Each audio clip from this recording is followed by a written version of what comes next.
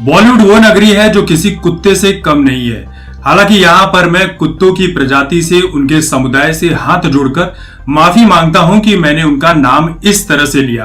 कुत्ते बेहद वफादार होते हैं अपने मालिक के प्रति, जिसके भी प्रति उनकी वफादारी की तुलना किसी से भी नहीं की जा सकती और खासकर बॉलीवुड वालों से तो तुलना बिल्कुल भी नहीं की जा सकती है। लेकिन वो क्या है ना कि बिना उदाहरण दिए मैं कोई बात बोल ही नहीं सकता, इसलिए यहाँ पर कुत्तों का उदाहरण देना पड़ा। तो जैसा कि आपने देखा होगा कि कुत्ते जो होते हैं वो पूरे दिन किसी न किसी के ऊपर बेवजह भौंकते रहते हैं, कभी आपस में लड़ते रहते हैं, किसी न किसी गाड़ी के पीछे दौड़ते रहते हैं और जब वो थक जाते हैं तो थक कर उन्हें नींद आती है तो वो किसी गली मोहल्ले में या सड़क के किनारे सो जाते हैं। तो जब वो सोए हुए होते हैं तो अचानक से गलती से किसी इंसान का पैर जब उनकी दूम पर पड़ता है तो अचानक से बौखला उठते हैं, गुस्से से भर उठते हैं और उस इंसान को काटने के लिए दौड़ पड़ते हैं।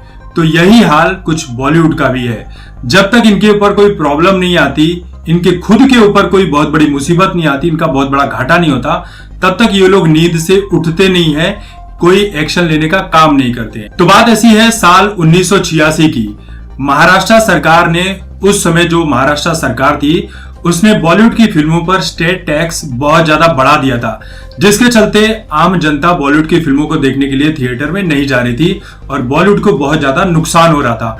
तो इसी के खिलाफ पूरा का पूरा बॉलीवुड, जिसमें अमिताभ बच्चन से लेकर राजेश खन्ना, डिम्पल कपाड़िया, जितेंद्र, धर्मेंद्र, सुरेंद्र, जो भी हैं, हेमा मालिनी, सब के सब महाराष्ट्र सरकार के खिलाफ खड़े हो गए थे कि इस टैक्स को कम किया जाए, हमें इसमें छूट दी जाए ताकि हमें फायदा हो सके। तो बहुत सारी जद्दोजहद के बाद महाराष्ट्र सरकार ने टैक्स को कम किया, उसके बाद जाकर मामला शांत हुआ।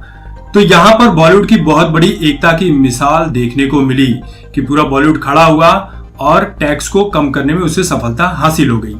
लेकिन वही सोचने वाली बात है कि उनकी ही इंडस्ट्री के एक एक्टर सुशांत सिंह राजपूत की मौत एक संदेहजनक स्थिति में हो गई है, लेकिन कोई भी बॉलीवुड का कलाकार, चाहे छोटा हो चाहे बड़ा हो, कंगना रनौत को छोड़कर किसी ने भी एक आवाज तक नहीं उठाई।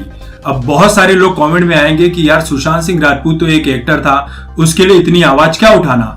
इस तरह के नमूने रायचंद कमेंट में अक्सर आकर मुझे राय देते रहते हैं और इनके राय की मैं बिल्कुल भी कद्र नहीं करता हूँ। इनका राय मेरे पैरों के नीचे। तो ये कोई पहली घटना नहीं है जो बॉलीवुड पूरा एक साथ खड़ा हो गया। आपको याद होगा कि मुंबई में जब बम धमाका हुआ था जिसमें हजारों लोग की जान गई थी, फिर उसके बाद हिंदू मुस्लिम के दंगे भड़के और भी लोगों की जान चली गई थी। तो इसी दंगे में नाम आया था संजय दत्त का, जिन्हें टाडा के तहत जेल में डाला गया था, जेल की सजा काटकर बाहर भी आए थे। तो वो जेल ना जाए, उनकी जिंदगी चलती रहे, वो फिल्मों में काम करते रहे, क्योंकि बॉलीवुड के बहुत सारे प्रोड्यूसर का पैसा संजय दत्त की फिल्मों में लगा हुआ था। तो उनको पैसों का नुकसान ना हो सके, इसके लिए बॉलीवुड के सितारों का साथ लिया गया। बहुत सारे फिल्मी सितारे, जिसमें अजय देवगन, अक्षय कुमार, सलमान खान, गुलशन ग्रोवर, बहुत सारे फिल्मी का पूरा बॉलीवुड सड़कों पर उतर आया था संजय दत्त को समर्थन देने के लिए कि संजय दत्त को जेल ना हो।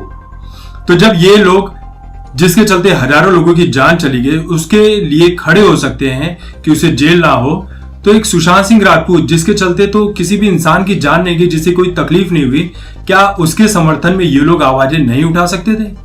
और यहीं से बॉलीवुड का दोगलापन नजर आता है कि बॉलीवुड में कितने दोगले भरे हुए हैं।